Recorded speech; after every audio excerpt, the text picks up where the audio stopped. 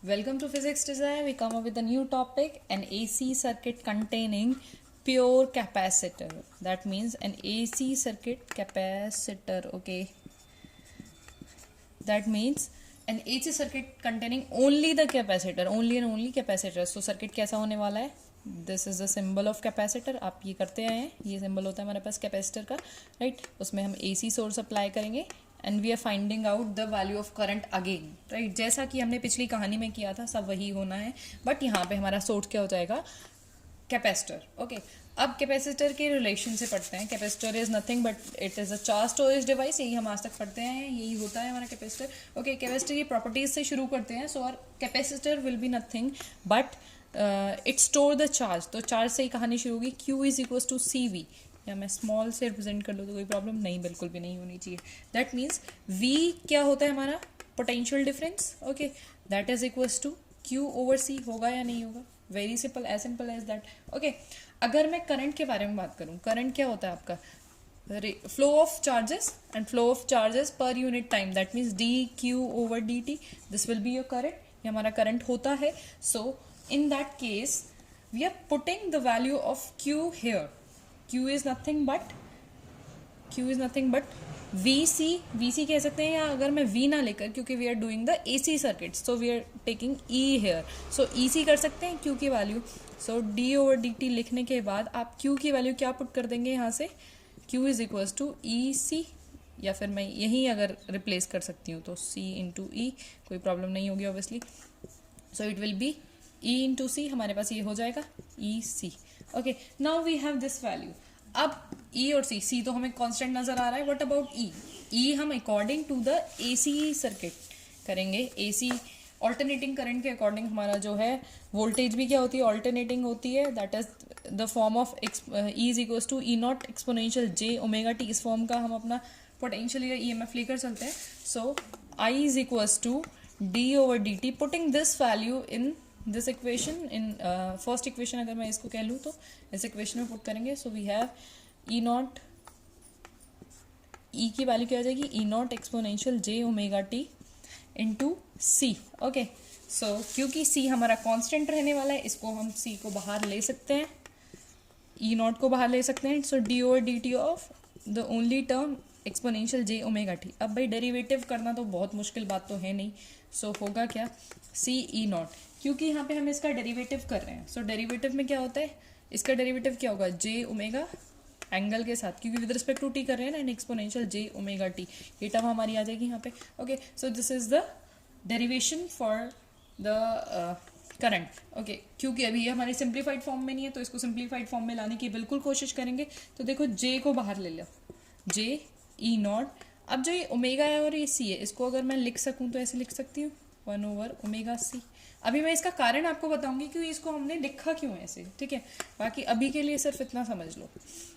We are doing nothing but omega और C को हमने 1 ओवर लिख लिया. अब 1 ओवर रेसिप्रोकल करके लिखोगे तो ये ऊपर ही जाएगी ना, तो इस टर्म में और इस टर्म में कोई भी डिफरेंस नहीं है.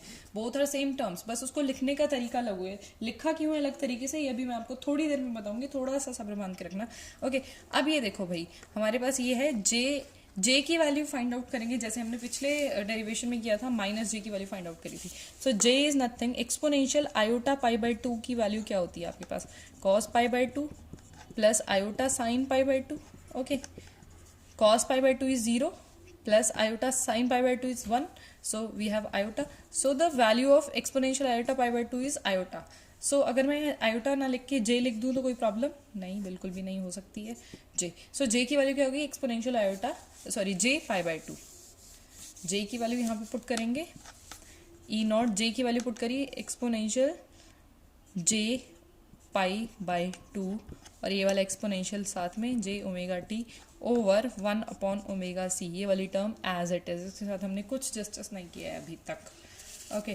So now taking this value here and simplifying it in this term, I is equals to E0 over 1 over omega C.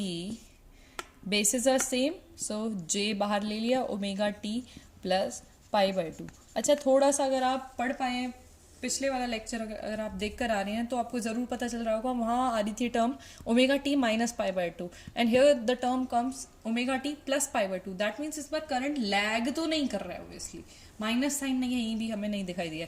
अब बात करते हैं इसकी, ये फैक्टर क्या है। अब देखो भाई, V is voltage 1 over omega C के बारे में बात करते हैं। Omega C is 1 over omega is 2 pi mu C. Okay, देखो इसको लिखने का क्या मतलब है, यहाँ पे इसको 1 ओवर करके क्यों लिखा है, अभी आप ये समझेंगे पूरा। 1 ओवर 2 पाई इज कॉन्स्टेंट, लेना देना नहीं है।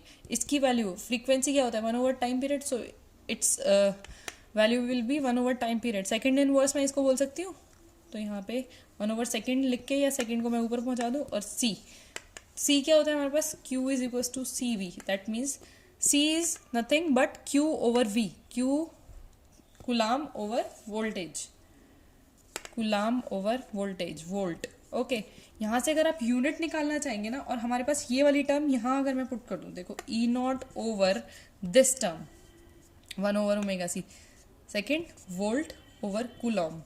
ठीक है, अब आप देखेंगे यहाँ वोल्ट और ई नॉट, इसकी भी यूनिट वोल्ट ही होती है, वोल्ट से वोल्ट कैंसिल हो जाएगा, हमारे पास सेकेंड ओवर कूलाम बचेगा। कूलाम को अगर मैं ऊपर लिख दूँ, कूलाम ओवर सेकेंड। अब बताओ कूलाम पर सेकेंड क्या होता है हमारे पास, कूलाम पर second is nothing but the current, obviously. So this term is nothing but the current. इसको 1 ओवर ओमेगा सी क्यों लिया, क्योंकि हमें इसको करंट की फॉर्म में लेकर आना था। Okay, so now this value becomes I naught. I think मजा आ गया है ये करके, तो I is equals to I naught exponential J omega T. Pause करके देखना, समझ नहीं आया, अगर फिर भी नहीं आता है तो कमेंट सेक्शन में डालना, नेक्स्ट वीडियो इसी पर ही होगी। Okay, so this will B omega T plus pi by to, हमारे पास ये वैल्यू होगी। अब इसको कंपेयर करेंगे, वही पुरानी कहानी, सब कुछ वही, E naught exponential J omega T. भाई देख लो, देखते ही पता चल रहा है यहाँ पाई बाय टू है नहीं, यहाँ पाई बाय टू है, मतलब यहाँ एक्स्ट्रा पाई बाय टू है। That means the current Leeds, current, ये लॉकडाउन खत्म होने दो, एक डस्टर भी लाना पड़ेगा। करंट लीड्स मतलब आगे है, लीड कर रहा है। ओके, लीडर है, leads the voltage by how much factor, pi by to. I think सारे पहुंच गए, बॉक्स में बंद करो, स्टार मार्क करो, important. Current leads the voltage by pi by to in which capacitor, capacitor के अंदर ये कहानी होती है, इंडक्टर में उल्टी कहानी होती है, करंट लैग कर जाता है या लीड करता है। ओके, सो इस चीज का ध्यान रखना है। और दूसरा, अब हम डिस्कस करते हैं इसके फेजर डायग्राम्स। ऑब्वियसली अगर आपको पुराने वाले सेक्शन के फेजर डायग्राम्स आ चुके हैं तो इसके फेजर डायग्राम में कुछ भी नहीं है, यकीन मानना। Okay, so this is omega T again exponential, sorry E naught के लिए जो हम अप्लाई करते हैं, E naught exponential J omega T के लिए ग्राफ हो जाएगा। But I is nothing, I is equal to I naught exponential J omega T plus pi by two, ये रहने वाला है, मतलब फेज ज्यादा है, पाई बाय टू। अब तुम देखो, इसको ओमेगा टी को 0 पुट कर दो, exponential J pi by two, ये क्या है, J pi by two is nothing but cos pi by two plus J sine pi by two, cos pi by two plus J sine pi by two. इसको छोड़ देंगे, अभी ये constant factor है, ये तो 0, यहाँ बचा क्या, जे, मतलब ये वैल्यू, जे तो हमारा कॉम्प्लेक्स नंबर है, दैट मीन्स 1 वैल्यू है हमारी। अच्छा, 1 वैल्यू होने का मतलब क्या है, 1 positive value.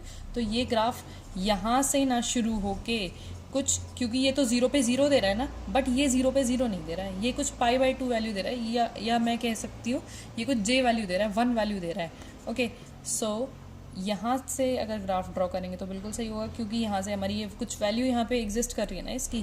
So this becomes the graph like that for current. Okay, इसको लिख सकते हैं हम, I is equals to I naught exponential J omega T plus pi by two. भाई लिख लेना इसका, ये आपके लिए होमवर्क है। ओके, इसी में छोटी सी चीज़ मुझे डिस्कस करनी है, क्योंकि यहाँ पे 1 ओवर ओमेगा सी के बारे में कुछ कहानी मैंने बताई नहीं है अभी आपको। E naught over 1 over omega C और एक्सपोनेंशियल वाला फैक्टर देख लेना, वो जो भी लिखा है हमने। ये वोल्टेज बनाया था, वोल्टेज ओवर क्या is equals to current, I naught, sorry ये आई नॉट है ना, वोल्टेज ओवर क्या is equals to I naught, V is equals to I R लगाओ भाई, ओम्स लॉ क्या होता है, I V over R is equal to I ना, तो surely this will be your kind of resistance. कौन सा रेजिस्टेंस, क्योंकि इसमें कैपेसिटर यूज हो रहा है, कैपेसिटर सर्किट का रेजिस्टेंस है। सो this is nothing but capacitive reactance, इसको क्या बोलते हैं, capacitive reactance. Done, so this is nothing but capacitive reactance. अगर इसका हम रेसिप्रोकल कर देते हैं तो इसको बोलते हैं ससेप्टेंस। ओके, ससेप्टेंस सब में सेम होगा, जैसे वहाँ 1/XL हो जाएगा। ओके, ये सिर्फ याद करने वाली चीज़ें हैं, बहुत ज़्यादा कहानी इनकी है नहीं। अब बात करते हैं फ्रीक्वेंसी डिपेंडेंसी की। फ्रीक्वेंसी डिपेंडेंसी क्या आपको दिखाई नहीं दे रही है? बिल्कुल दिखाई दे रही है। क्या दिखाई दे रही है भाई? 1/ओमेगा इज नथिंग 2 म्यू सी। अब म्यू क्या होता है? फ्रीक्वेंसी। अगर मैं फ्रीक्वेंसी बढ़ाऊँ तो एक्सी कम होगा, एक्सी बढ़ाऊँ तो फ्रीक्वेंसी कम होगा, मतलब they are inversely proportional to each other. Graph draw करूँ कैसे होगा? एक्सी ये है, फ्रीक्वेंसी ये है, keeping the C constant, capacitance को कांस्टेंट रखूंगी, तो graph will be like that. होगा या नहीं होगा? सिमिलरली अगर मैं ग्राफ ड्रॉ करूँ एक्सी और सी के बीच में, कीपिंग द फ्रीक्वेंसी कांस्टेंट, तो ग्राफ क्या होगा? इसी तरीके का होगा, क्योंकि डिक्रीमेंट फैक्टर है। ओके, एक और छोटी सी चीज़ जिसमें डिस्कस कर लेते हैं, हमारे पास डिस्कस करने के लिए है थोड़ा सा। अगर मैं डीसी के लिए बात करूँ, देखो भाई, फॉर डीसी क्या होता है? डीसी के लिए फ्रीक्वेंसी 0 होती है। क्यों? डीसी का ग्राफ इस तरीके से होता है, मतलब करंट जो है 10 एम्पियर ही रहेगा, चाहे मैं 5, 10, 15, 20, 1 घंटे बाद भी बात करूँ तो, मतलब टाइम के साथ चेंज नहीं होता। यही कहते हैं हमारा DC current, direct current. Okay, but alternating current क्या होता है? वो चेंज होता रहता है पेरियोडिकली, ठीक है। सो यही तो डिफरेंस पढ़ा था हमने। सो एक्सी यहाँ हम पढ़ रहे हैं 1/2 म्यू सी। तो फॉर डीसी फ्रीक्वेंसी इज 0, तो यहाँ पे 1/0, that means infinite. That means X C क्या बन गया आपका? इनफाइनाइट। मतलब यहाँ पे आपका रेजिस्टेंस कितना हो गया? Capacitive resistance infinite. मतलब क्या है? कैपेसिटर जो है आपका, कैपेसिटर जो है वो रोक देगा पूरे डीसी करंट को, वो नहीं जाने देगा, but it can allow the AC. okay, it allow the AC with some resistance, but it blocks the DC completely। ये DC को completely block कर देता है। कहीं भी हम ये लगाते हैं ना कैपेसिटर का सिंबल इन DC सोर्स, तो वहाँ से करंट जो है वो 0 हो जाता है, just because it blocks the DC voltage. यही बात हम अगर इंडक्टर में देखें, इंडक्टर में हमने क्या देखा था? XL देखा था, ओमेगा L यही था, XL is equal to 2 mu L। Frequency for DC हम क्या ले रहे हैं? 0, तो XL इज इक्वल टू 0। मतलब वहाँ पे जो XL जो है वो 0 हो जाता था। इसका मतलब क्या था? कि डीसी को इंडक्टर सर्किट जो है वो अलाउ कर देता है, क्योंकि उसको अपोज करने के लिए रेजिस्टेंस क्या है? 0। ये बहुत बहुत बहुत बड़ी बात है।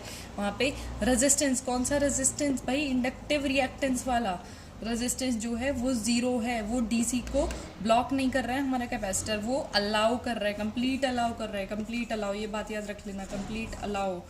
Okay, thank you. एक चीज़ और इसमें एक्चुअली डिस्कस करनी है, थैंक यू बोलने से पहले डिस्कस ही कर लेते हैं भाई। मुझे ये था, पावर फैक्टर कुछ होता है, पावर फैक्टर कुछ नहीं है, एवरेज पावर अगर कैलकुलेट करते हैं, so that will be E/I cos phi, where cos phi is your 90 degree, sorry phi is your 90 degree. इस तरीके की बात करते हैं। आइडल करंट मुझे लगता नहीं है डिस्कस करने वाला कोई पॉइंट है बिल्कुल भी। So thank you, thanks for watching. मिलते हैं नेक्स्ट लेक्चर में।